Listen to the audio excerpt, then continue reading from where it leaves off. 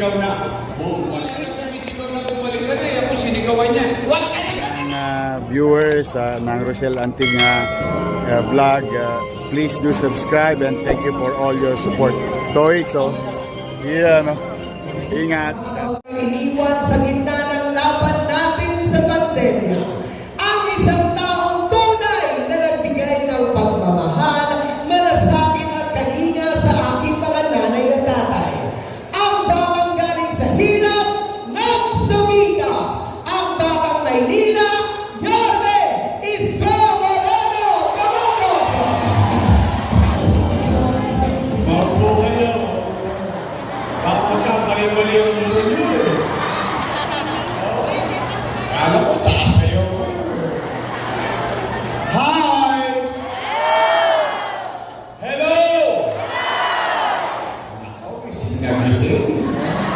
Dapat nagsisiesta kayo ganitong oras eh. Kakaway. Pagkapos ng eleksyon, yung mga politiko, bati-bati na. Pero yung magkakabing bahay, magkaaway pa rin. Di mo ba? Kaya, mga nanay ko, mga tatay ko, manatag kayo. Wala kayong maririnig na panira o sisihan dito. Dito, real talk lang tayo. Good vibes lang. Chill-chill lang. Kasi ayaw ko kayong madagdagan pa ang konsumisyon sa buhay. May nangonsumi pa sa inyo dito? Buti naman. Kasi mabigat ang bilin ko sa Your Choice. Sabi ko sa kanila, umayos kayo. Yung tao, pinuntahan na kayo. Binigyan na kayo ng oras. Huwag niyo may sayangin.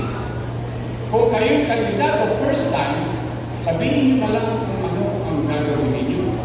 Kung kayo naman ay re-electionista, sabihin niyo na lang kung ano ang ginawa ninyo sa loob ng 3 taon. At hayaan natin ang taong bayan ang magdesisyon. Tama ba? Kamusta kayo? Salamat sa Diyos. Opo. Dahil na dapat natin ipagpasalamat sa Diyos. Ay bakit? Ilang taon pa lang ang nakakalipas. Lahat tayo. Kasama kami. Takot na takot tayo magutom. Takot na takot tayo mamatay. Baka ma-infection tayo ng COVID-19 noong panahon ng pandemya. In fact, kahit sa loob ng bahay, kinakabahan tayo. May ma-check lang. Check. Ay, may COVID. May COVID. Tama mo ba? Kaya salamat sa Diyos. Kaya bakit? Ano man ang hirap ng pinagdaanan natin noong panahon ng pandemya. Ano man ang pagsubok na kinakaharap natin ngayon, salamat sa Diyos, ito tayong lahat. Buhay tayong lahat. Dahil habang buhay, may pag-asa. Tama. Nay, malulog ko lang ako. Patanong ko lang kayo. Bakit ba kayo naghahanap ng ibang mayor kung meron namang mayor na nakaupo?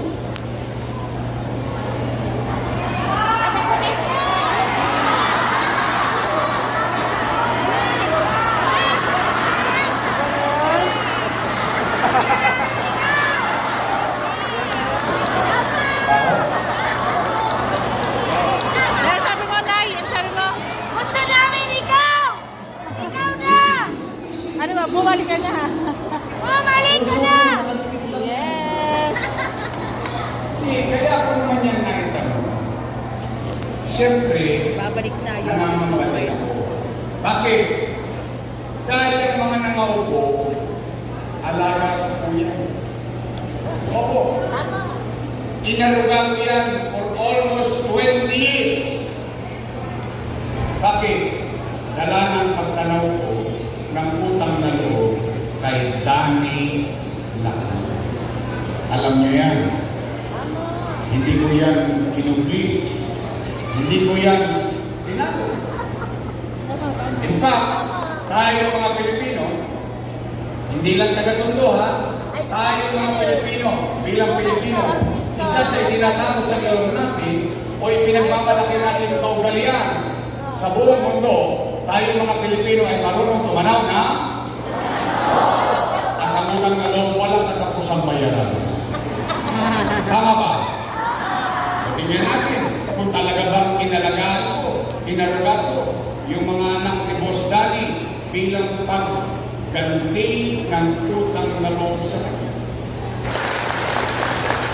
Ngayon, masama naman bang limunin ko yung taong bayan? Yung taong bayan ang sumisigaw na, bumalik. Bumalik ka na! Bumalik ka na! Bumalik ka na! Bumalik ka na! Bumalik ka na! Taong bayan na sumisigaw na bumalik ka na, ako sinigawan niya, huwag ka na bumalik!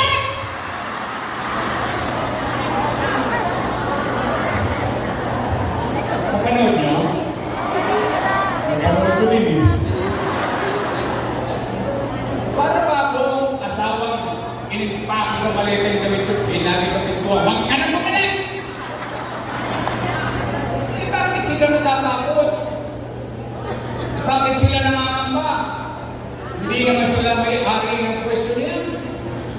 Mag-aari yan ng taong bayan. At kami, empleyado lang ng mamamayan. At ang kontrata namin, 3 years. After 3 years, expire. Tapos papalik ka ulit sa taong bayan. Magpaparin ka ng kontrata. Pag nagustuhan ng taong bayan ng servisyo mo, approve, renew for another 3 years. Tama mali? At ang katotohanan pa, ang isang leader, kapag naging magaling siya sa kanyang tungkulin, ipopromote pa siya ng taong bayan sa mataas na posisyon. Katulad ninyo, binoto niyo akong kunsiha. Kunsiha. Kunsiha. 9 years. Finish or not finish, pass your paper. Anong ginawa ninyo sa akin? At ng District 2, 3, 4, 5, 6, ginawa ninyo kung Vice Mayor. Vice Mayor. Vice Mayor. 9 years. Finish or not finish, pass your paper. Tapos ginawa ninyo kung Mayor. Eh, nagagalit. Ngayon, ba't naman hindi sasama ang loob ko? Iwawaglit lang ako na wala, binago-bago na nila. Eh ang buong akala ko, hindi ko alam kung ito rin ang akala nyo, kaya natin sila binoto, ang akala natin kung ano yung sinimulan ko, itutuloy na lang nila. Kaya nga natin sila binoto, hindi yung ba? Iwawaglit ako na wala. Basura! Una, anong pinagdaragdag ko? Patungkol sa senior citizen. Yan natin ha. Pag-usapan natin. Tay, mga lulot-lol ako. Di ho ba tayo ngayon ay may pensyon? 1-1. At ang bigayan every quarter. Tama? Tay, totoo ba? Kapag wala ka sa araw ng payout ng pensyon, forfeited na yung pensyon mo. Mali yun? Mali? O sige, alalahanin natin ha, kung paano ko yan sinimulan. Wala pa naman kayong Alzheimer's na. Wala pa. Kasi yung iba dito, mukhang inabot pa si Mayor Lacson. O sige, Villegas na mo. O, ibig sabihin, sa dinami-dami na nagdaang mayor sa lungsod ng Maynila, sa hinapahaba ng panahon ng pamumuhay ninyo sa lungsod ng Maynila, first time, bumoto kayo ng batang mayor. Kasi ang Maynila, ang nating binobotong mayor, yung konti na lang ang birthday. Totoo naman. But you took your chances with me. Nagpakasakali kayo na bumoto ng Batang Mayor. At ang Batang Mayor na yan, nag-isip ng programa para sa mayaman, sa middle class, sa mahirap, sa may sakit o wala, botante o hindi, pantay-pantay, lahat ng senior citizen may allowance buwan-buwan sa lungsod na Maynila. Tama ba? First time sa buong buhay natin. Tama? Anong sabi ko? Nay, huwag kang mag-alala. Pag hindi mo nakuha yung first quarter, pagdating na second quarter, doble ka. Tama, Mali? Sabi ko, Nay, huwag kang mag-alala. Pag hindi mo nakuha first quarter, second quarter, pagdating ng third quarter, triple ka. Ano pa sinabi ko doon? Mga lola ko, pumanatag kayo. Pag hindi mo nakuha simula Enero hanggang Nobyembre, pagdating ng Disyembre, maglulubi-lubi tayo. So ano ang ibig kong sabihin nyo sa silimunan ko? Panatag na panatag yung matanda, hindi siya mag-aalala dahil pagdating ng Disyembre, ang matatanggap niya, 6 na bulig. Kung 2 silang matanda sa bahay, 12,000. Kung 3 na silang senior citizen, 18,000. Eh ngayon, anong nangyayari?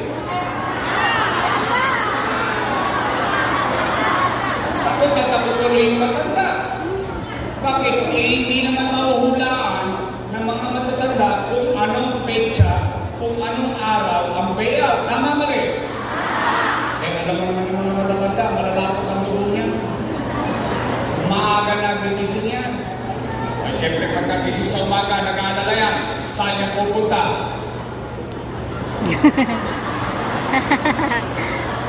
Chairman, balita. Alaws pa, Nay. Sawi. Uwi. Tulog ulit. Gising ulit bukas. Saan na mapupunta yan? Uy, Chairman, ano na?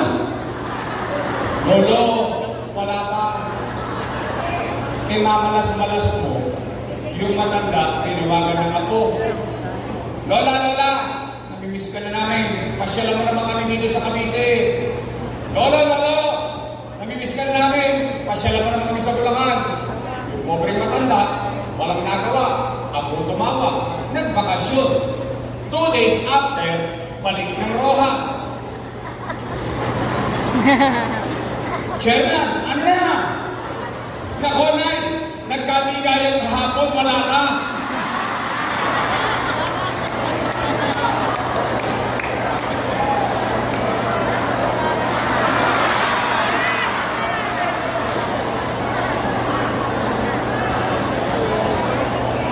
Kakarampot na pera, ipinaggagamot pa natin sa matatanda. Sa totoo lang, ito yung iba sa inyo dito, nilimanda naman eh. Kaya lang, itinatapos ang mga matanda, naiyayabang niya sa sarili niya, na for the first time sa dinami kami ng daang ngayon, sa inababa ng pamumuhay niya, sa tagal niya pagbabayad ng amilyar, ngayon lang siya nakaramdam na mahalaga siya, importante siya, mahal pa pala siya ng gobyerno ng lungsod ng Maynila. 500 piso? Sa totoo, pag umuwi kayo, sa 105, sa 102, simula rito, hindi na ako yung 500. Ano lang? It's not about the money. It's not how much. It's the act itself. Yung maiparamdam mo sa matatanda na pinagmamalasakitan mo sila, na hindi pa nga sa inyo dito, pinagagalitan pa ng anak eh. Nay, huwag ka nang pumila dyan, ang init-init. 1.5 lang yan, ako nang magbibigay sa'yo. Ano sabi ng matanda? Ayoko ng pera mo, gusto ko kay Yorme.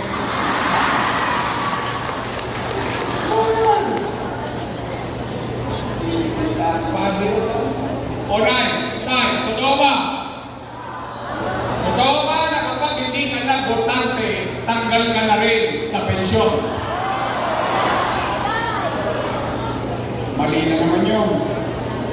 sakit. Alalahanin natin ha. Ano sabi ko? Mayaman, middle class, mahirap, may sakit o wala, botante o hindi. Bakit ko inisip malayo pa na isama sa rules, botante o hindi dapat may pensyon? Bakit? Dahil yung matanda, patuloy na tatanda at magkakasakit. O ngayon, halimbawa, nanay mo, asawa mo, nakahirati sa karamdaman, 6 na taon na, 2 eleksyon hindi nakaboto, ditanggal na sa listahan ng botante. Tama ba rin? Pero buhay pa, humihinga pa, tao pa, mamayan pa ng Luzon ng Maynila dahil walang pakinabang sa boto, wala ng pensyon. Wow! Lupit nyo din. May istorya ng Black Rice, napagalitan pa ako dyan ng matanda. Sabi sa akin, ikaw hindi mo na kami mahal. Bakit po? Yung binigay mo sa aming bigas, ulit ba? Ang itim-itim na, ang kunat-kunat pa, ang hirap paglutuin. Pero sabi ko, Nay, yan po ang pinakamahal na bigas sa buong mundo. Kasi yan yung pinakamasustansyang bigas, lalo-lalo na sa matatanda. Nay, totoo ba? Yung cake, naging cupcake. Totoo? Talaga?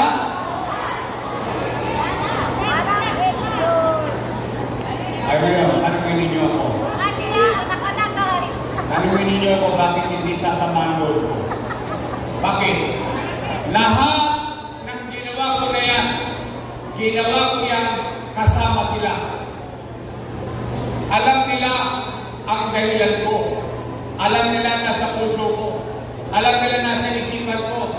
Alam nila ang dahilan kung bakit parang spoiled ang mga senior citizens sa Maynila. Alam niyo kung bakit kayo parang spoiled sa akin? Alam niyo kung bakit? Kasi 14 na lang birthday.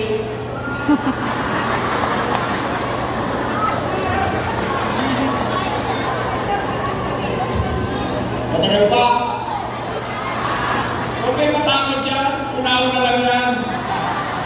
Pero, kidding aside, alam mo yung pakiramdam ng isang bata na nasa loob ka ng bahay, tapos gusto mong bigyan ng ngiti yung matanda sa loob ng bahay, iparamdam mo sa kanya na pinagmamalasakitan mo pa siya, iparamdam mo sa kanya na mahal mo pa siya, iparamdam mo sa kanya na may halaga pa siya dito sa lipunan sa lungsod ng Maynila. Yun ang dahilan kung bakit kakakarampot na porbetsyo ipagdadamot pa natin sa matatanda. Pero kung makagasto sila ng Zumba sa Roas Boulevard linggo-linggo, milyon-milyon ang gastos nila. Pasosyo sila sa City Hall, milyon-milyon ang gastos. Pagdating sa matanda, mawala ng mawala, palihin ng palihin, pahirap ng pahirap. Kaya kung bakit ang tao kaya naghahanap ng ibang mayor? Oh, parang namumutla kayo. Usapang birthday lang, kinakabahan na kayo. Kumain na ba kayo? Eh? Di ba kayo kumakain? Taas ka kamay na hindi pa kumakain? Hindi ba kayo kumakain? Huwag kayo mag-alala, nilipas din yan. Alam nyo eh. Nagandang mo tayo. O sige! Hi! Hi! Mga lola-lola ko! Umuwi kayo ng busog ng pag-asa. Sa pag-asa man lang, mabusog kayo ngayong araw na ito. Sabihin niyo sa inyong mga mahal sa buhay, mga kaanak, pamilya, may awa ang Diyos, sa tulong ninyo, nakabalik tayo, ibabalik ko ang lahat ng nawala sa senior citizen.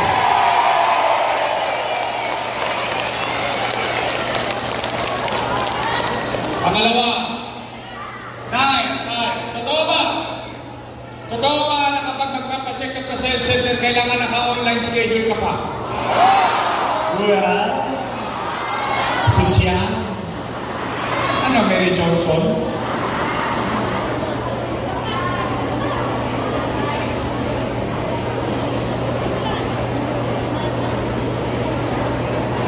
Nay.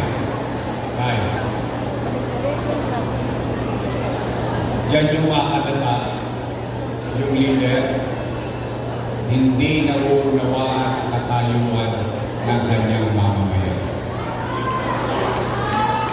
Paano ko nasabi yun? Sige, online schedule. Una, anong kailangan mo sa online schedule? Cellphone. Libre na cellphone? Postgas ka. Pangalawa, anong kailangan mo? No. Libre ba no? Postgas ka. Pangatlo, pinakamalupit, hindi ka marunong online.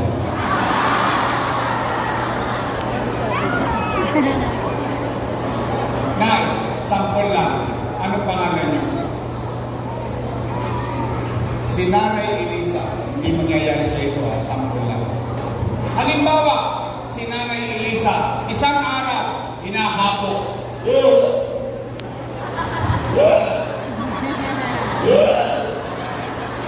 Apo, dali mo nga po sa health center, magpapacheck up ako.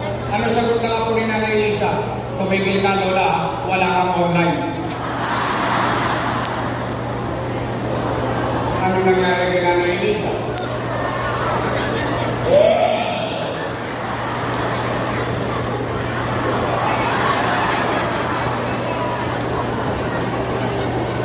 It doesn't make sense. Nine, I have to give credit where it's due. Noong panahon ko, at hindi ko lang panahon, pati panahon ng sinundan kong mga mayor, si Era, si Alfredo Lim, si Lito Atienza, si Mel Lopez, si Bagachik, si Villegas, si Lacson, lahat ng nagdaang mayor, magpasanggang akin, ang taong bayan, pagpupunta ng health center, 1-2 sawa.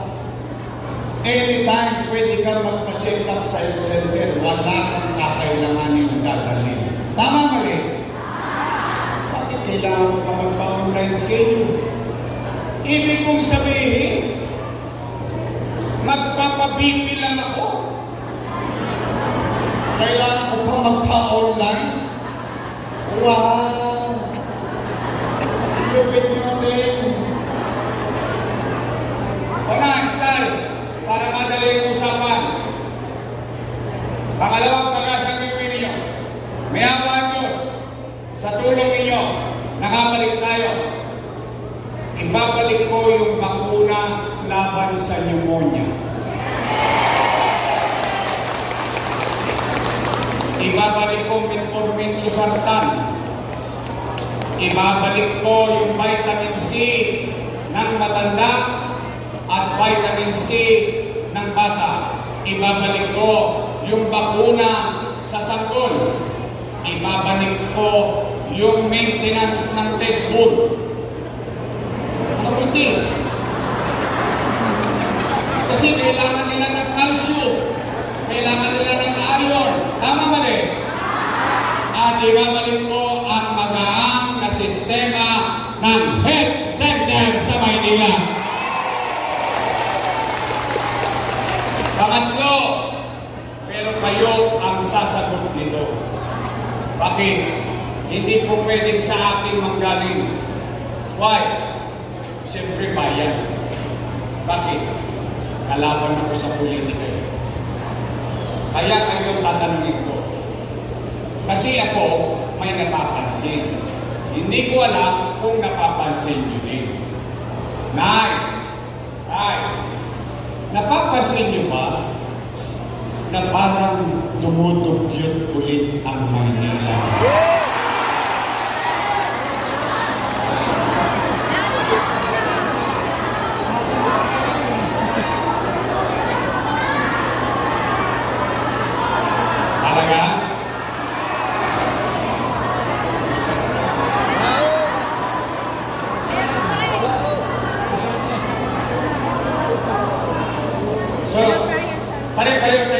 napapansin na bumabaho ang Maynila?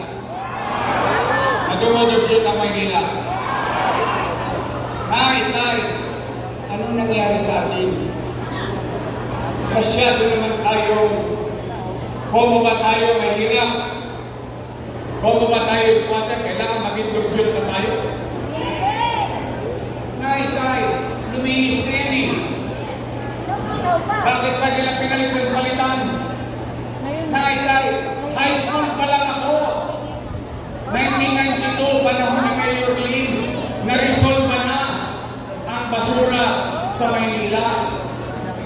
Ngayon, binago-bago nila, ngayon nagkakalat 5-5. Lalo na yung Kapulong Arten. Kapulong Arten. Nakita nyo? Yung sampol. Paano pa yung ibang skinita? Bawat kanto. Ano nangyari? Tay, dati, nung nag-mayor ako, we are number 16 out of 17. Nung umalis ako, naging number 3 tayo sa pag-unlad sa buong Metro Manila. O ngayon, tatatlong taon lang ako nawala. Number 17 na naman tayo. Kulela, hindi po ako may sabi niya. Philippine Statistics Authority. Naalala niyo? Naalala niyo rin ba yung gobyerno niyo na mabilis kumilos? Naalala niyo? Ayun, natanong. Gusto niyo ba ibalik ang gobyerno na habang natutulog kayo, panatag kayo natutulog dahil alam ninyo sa kalsada may gobyerno pa sa lungsod ng Maynila? Gusto niyo ba ibalik ang gobyerno na mabilis kumilos? Help me make Manila great again.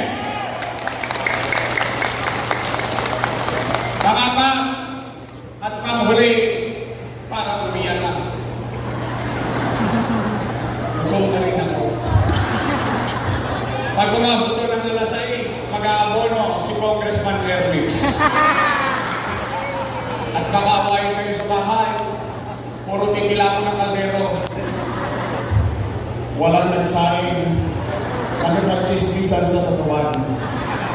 Pero hindi pinakamahalaga. Bakit? Pero ito ng taong bayan. Mahalaga ba sa iyo? Mahalaga? Ay, nakalulungkot isipin na itong mga dati kong kasama nung araw, panguri ng panguri nagulat din yung ano. sa akin. Sa may Quiapo yun. Ngayon, Kami nag-iikot yan madaling ako na araw. ang pinakamasama Sipag nun ay. sa mata. Madaling araw talaga, parang hindi na Ang sabi, si Yorme, Miss mo na ba si Yorme? maraming iniwang Miss mo na po. puta. Miss mo na si Yorme. Oh, shit. Narinig niya? Narinig ko rin yun. Sinabi ba nila yun? Alam ko rin. Ano?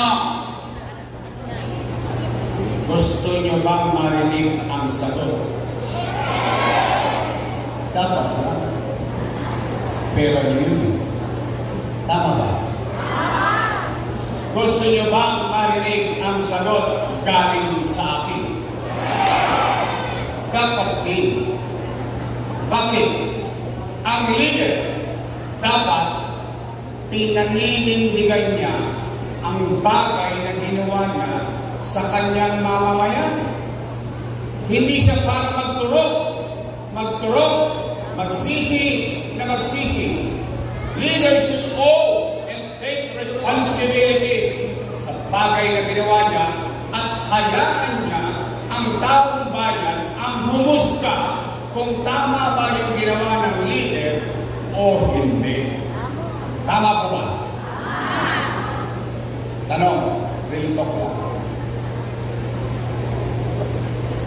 Taas ang kamay ng may anak dito. Mali po, kung dalaga pa kayo. Ako po, dalaga pa. Eh, marami sa inyo kung dalang-dalahan. May anak kayo? May apo kayo? May pamilya kayo? Nay. Totoo ba? Na kapag walang makakain ng anak mo, gagawa mo ng paraan. Hindi nga. Irarapos nyo. Itatawid nyo. Alam naman, asal ka pa ng tao. Nay, totoo ba? Ang isang nasabihan ng isang ina Iba yan. o isang ama, isang magulang, susubo mo na lang, bibigyan mo sa akin. Kaya, itatawid nyo? Gagawa nyo ng paraan? Iraraos nyo? Hindi lang ginawa ko bilang ama ng 2 milyong Manileño noong panahon ng pandemya.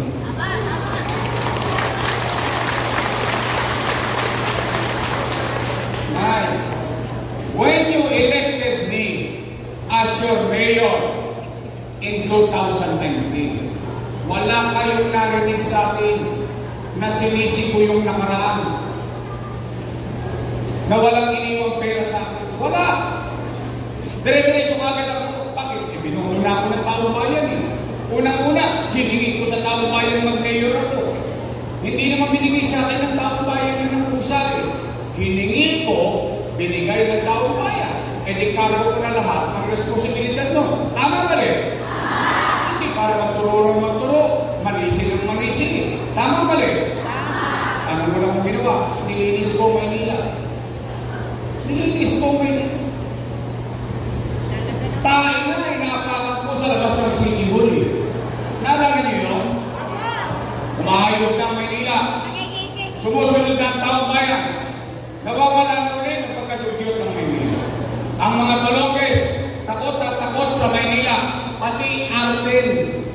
Mind you, you should know better. Alam niyo ito dapat. Yung Arden, tumahimik yan. Noong panahon ko, ayan o, si Junior Ibay o. Pinakuha ko lahat ng mga Tolonges doon na malaman-laman ko marami pa doon dayo. Dumadayo sa Arden. Umaayos na. Umaayos na tayo, pati negosyante kinausap ko. Ano sabi ko? Patawarin niyo na ang lungsod ng Maynila. Bumalik na kayo rito, magnegosyo kayo. Bakit? Gusto ko magkatrabaho ng taong bayan. Up to the point, pati McDonald's, Jollibee, Chowking, Makinasang, napakiusapan ko na pati senior citizen, bigyan ng trabaho. Naalala niyo yun? PWD, nagkaroon ng trabaho sa Maynila. Lumilipad na tayo, umaangat na tayo, biglang boom, bangga. Pader, nagka-pandemya. Maulan, buwan ang magkakapandemya. Anong ginawa? 3 buwan, 3 months, hindi ako umuwi ng bahay. 3 buwan ako natutulog sa City Hall. Nag-aalala ako. Nag-iisip ako, paano ko irarapos ang 2 milyong bibig na umaasa sa kanyang gobyerno? Dahil sa pandemya, wasak ang ekonomiya. Nino? Ng Maynila? Hindi. Ng Pilipinas? Hindi. Ng buong mundo. Walang ekonomiya, walang hanap buhay, walang hanap buhay, walang trabaho, walang pizza, walang chicha. Tama ba rin? Pero, kayo, ng mga nangabuhay dito, kayo, testigo kayong buhay, at matapos natin kayang sabihin sa buong Pilipinas, noong panahon ng pandemya, walang nagutom sa lungsod ng Maynila.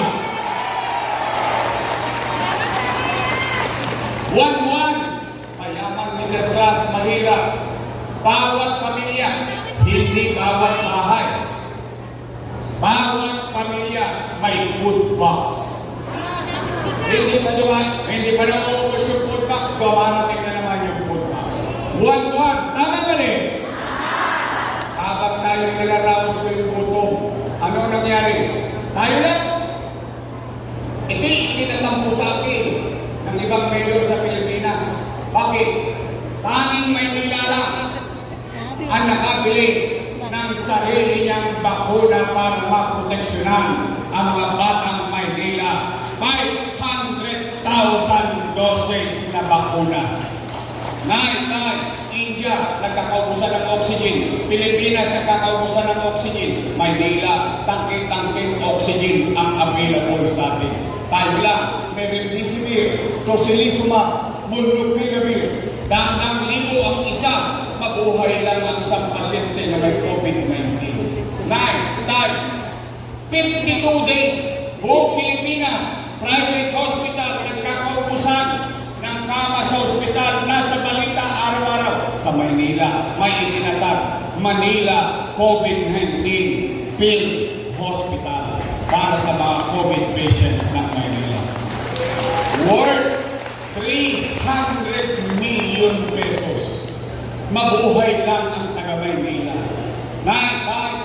Habang pinatawag mo sa kanan, yung pangaraw-araw na buhay ng tao, hindi ako nagpapigil sa pangarap ko sa taong bayan, sa pinangako ko sa taong bayan. Kahit may pandemya, itinatag Condominium 1, Condominium 2, Binondominium 1, Basek Community, San Lazaro Residence, San Sebastian Residence, Pedro Hill Residence.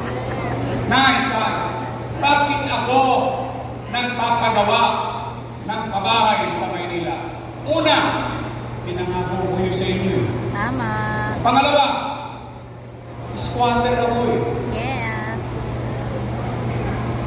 Ilang beses na ba kayong napalayas ng kasera nyo dahil wala kayong pambayad ng lupa? Ilang beses na ba kayong na-squat? Tingnan nyo kami sa mabuhay. Yung alaala ng kabataan ko, hindi ko na makita, kalsada na. Tumayo ka. Kilala ito? Kasamahan ko ng Baba Choy. Si nanay. O mas kilala niyong Pagpag. Ang boss namin, si Aling Mary. Yan. Anong punto ko? Mahirap maging mahirap. Ano sabi ng nanay ko? Aso ka. Naghahanap ng masisilungan kapag umuulan. Tao pa kaya. Kaya hindi ako nagpapigil. Ayun. Naitatag. Pandemya pa yan. Itinatag Paseco Hospital. Itinatag bagong ospital ng Maynila, 10-story fully air-conditioned public hospital. Ang pinagtataka ko lang, 3 taon ko lang binili yung MRI machine, yung CT scan machine. Bakit hindi pa rin nagagamit ng taong bayan sa lungsod ng Maynila? Itinatag Albert Elementary School, 10-story fully air-conditioned public school. Itinatag Magsaysay High School. Itinatag Manila Science High School, or 10-story fully air-conditioned public school. Itinatag, punta lang kayo sa Saragosa, makikita nyo na sa Delpan, Saragosa, Rosauro Almario Elementary School. Dahil pa ang Holy Child. Tama. Ano? Yorme, saan mo ginawa yung pera niya? Sagot, ano, umipot ako ng ginto? Hindi. Ginawa ko na para. Hindi ako nagpaawa. Kanina ka namutang, Yorme? Sa gobyerno. Ang labo mo naman kausap, Yorme. Amerika ng utang, Pilipinas ng utang, Maynila ng utang sa Pilipinas. Opo, Bakit? Sino ang may-ari ng Land Bank of the Philippines? Gobyerno. Sino ang may-ari ng Development Bank of the Philippines? Gobyerno. Madaling salita, tay, imumwestra ko para mas madaling maintindihan. Itong ulo ko, hanggang paa, buong katawan ko, yan ang gobyerno. May dalawang pulsa. Isa sa wakali, isa sa nangka. Sa kaliwa, National Government Financial Institution. Ano yun? Nasa loob, Land Bank of the Philippines, Development Bank of the Philippines. Punong-puno, siksik-liglig, umaapaw pa, pera ng bangko ng gobyerno. Sa kanan, City of Manila, Alaus. Ano ang ginawa ng ama ng Maynila? Lumubog sa kaliwa, inilipat sa kanan para makaraos ang bata Maynila.